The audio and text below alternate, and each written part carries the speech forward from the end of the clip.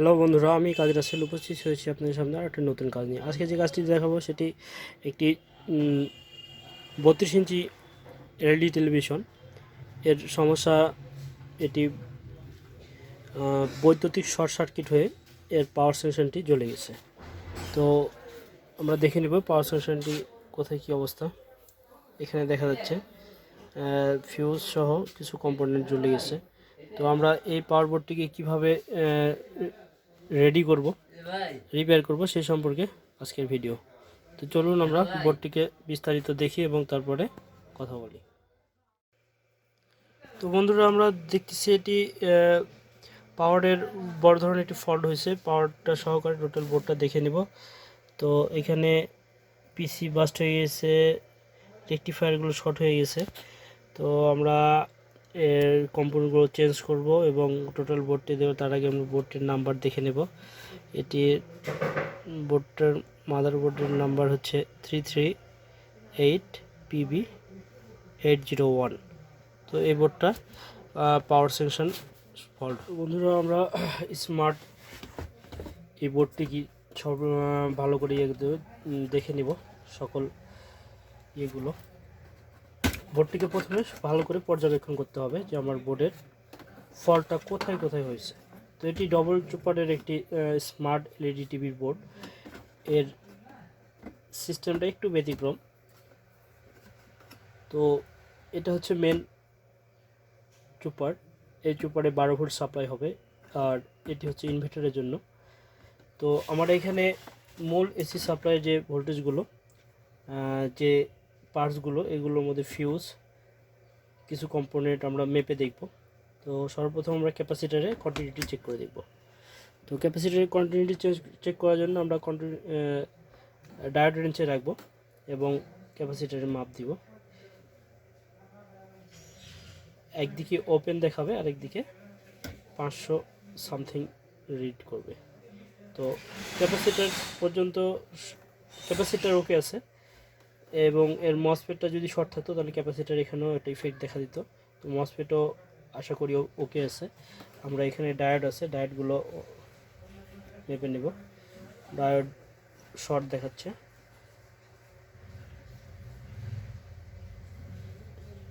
ডায়োডের মাপ শর্ট। তো এখানে দুইটি ডায়োড শর্ট দেখাচ্ছে, দুইটি ডায়োডের মাপ সঠিক আছে। তো আমরা এই 4টি ডায়োডই চেঞ্জ করে নেব। এরপরে ফিউজটি তো জ্বলে গেছে, আমরা দেখতে পাচ্ছি ফিউজটি জ্বলে গেছে, এবং এখানে রেজিস্ট্যান্সের ভ্যালুটা চেক করে দেব।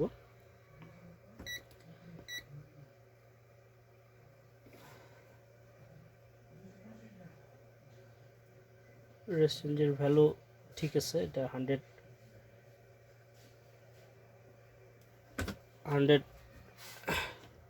কে 100 কিলো ওহমস আর 58 কিলো ওহমস দেখাচ্ছে, সমস্যা নাই। তো আমরা এইখানে প্রাথমিক পর্যায়ে যেগুলো খারাপ পাইছি সেগুলো হচ্ছে একটি ফিউজ, দুইটি রেকটিফায়ার। এই দুইটি রেকটিফায়ার এবং ফিউজগুলো আমরা চেঞ্জ করব, এবং তারপরে স্টেপে আমাদের কী সিমটম আসে সেগুলো দেখে পার্ট টু পার্ট আমরা সার্ভিসিং করব। তো আমরা বোর্ডটিকে সম্পূর্ণভাবে খুলে নেব এবং এর কম্পোনেন্টগুলো চেঞ্জ করে নেব।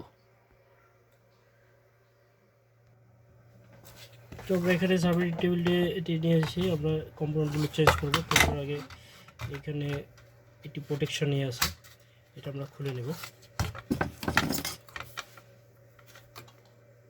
Clip system প্রোটেকশনটি।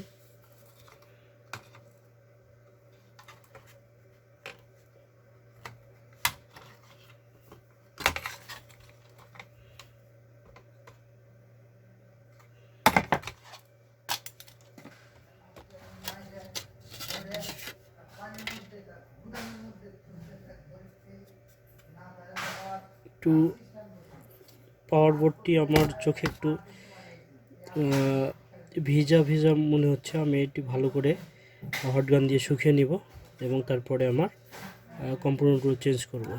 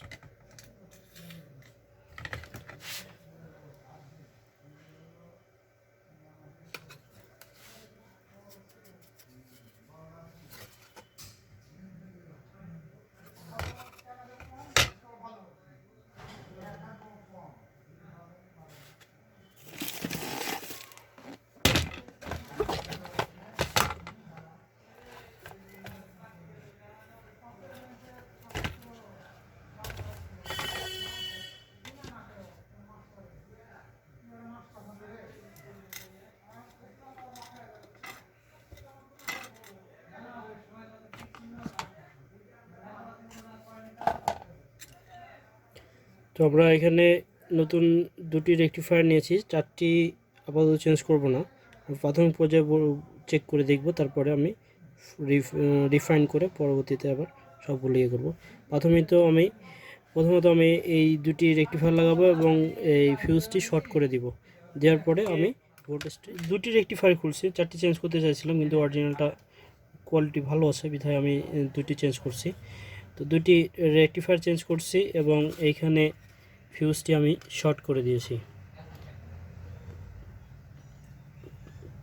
হালকা পাতলা একটি ওয়্যার দিয়ে শর্ট করে দিয়েছি। জাস্ট আমি চেক করে দেখব এবং আমি যখন ভিডিওটি ফাইনাল করব তার ভিডিও শেষ করার পরে আমি এই সবগুলো আবার রিফাইন করে লাগাবো। তো ওইভাবে করতে গেলে অনেক সময় লেগে যাবে, তাই শর্টকাটে করার জন্য আমি শুধু দেখানোর জন্য।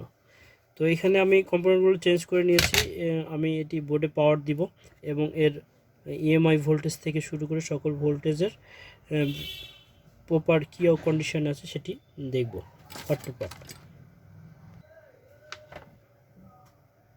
তো আমরা এখানে দুটি কম্পোনেন্ট চেঞ্জ করছি, এরপরে এসি প্লাগটি ইন করব, এরপরে আমি এসিটি প্লাগ ইন করব।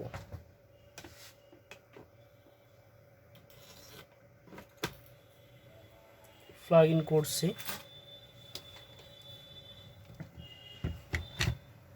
মিটার ভোল্টেজে দিব। প্রথমে আমি দেখে নিব এর ইএমআই ভোল্টেজটি রেডি হয়েছে কিনা। ইএমআই ভোল্টেজটি এখানে দেখাচ্ছে,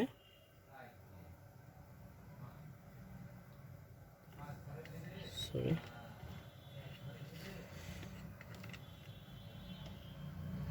258 ভোল্ট।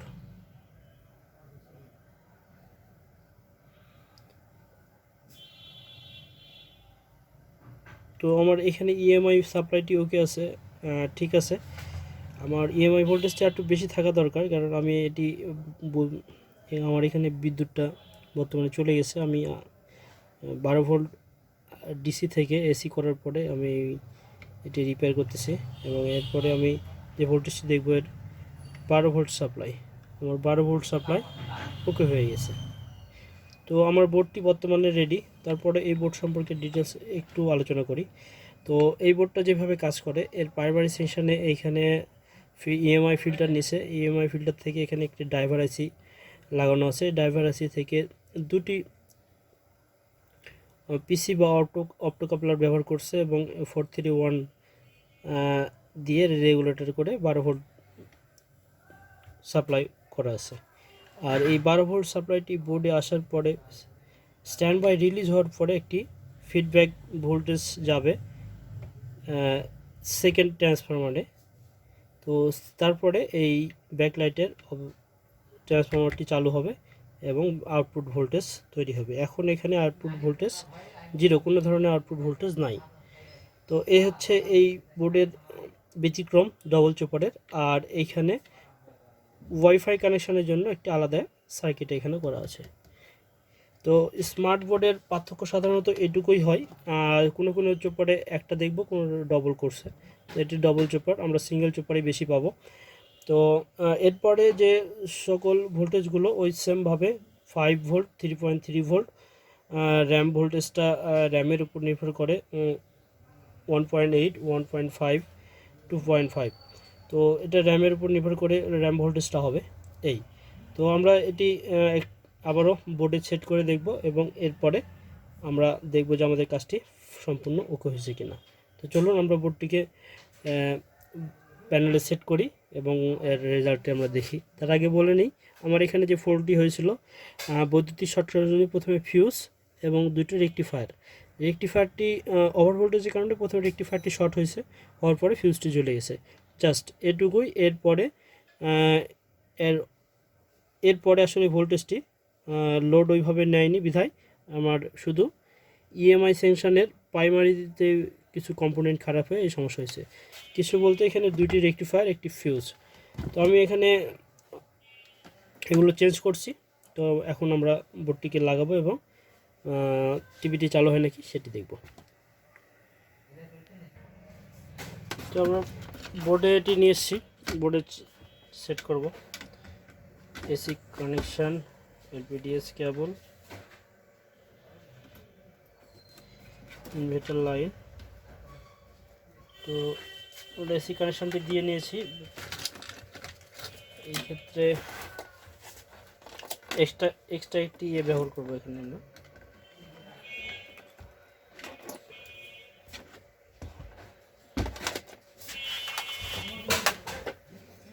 তো আমি এসি পিনটি ইন করতেছি।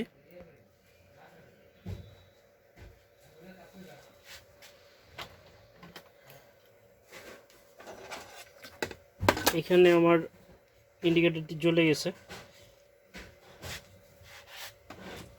তার আগে আমি আবারও ভোল্টেজগুলো চেক করে দেখে নেব। EMI voltage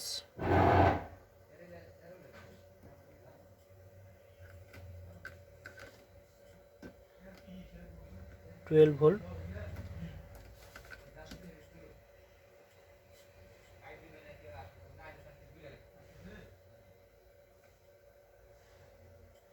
one point four.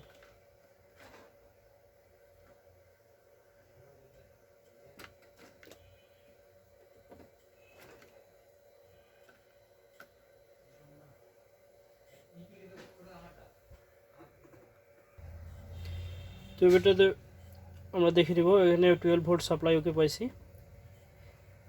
এরপরে 5 ভোল্ট সাপ্লাই এখানে আছে, 5 ভোল্ট 5.2। এরপরে স্ট্যান্ড বাই হওয়ার পরে আমরা কিছু ভোল্টেজ পাবো। র্যাম ভোল্টেজটা আমরা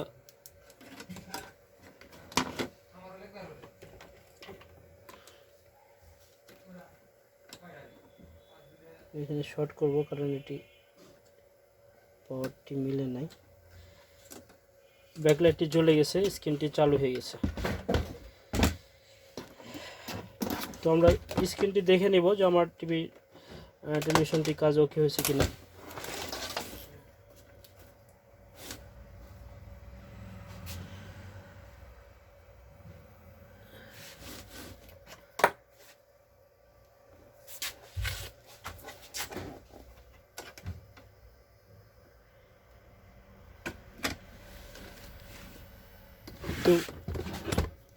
তো বন্ধুরা, আমার এইখানে স্মার্ট লেখাটি চলে এসেছে, স্মার্ট বোর্ড।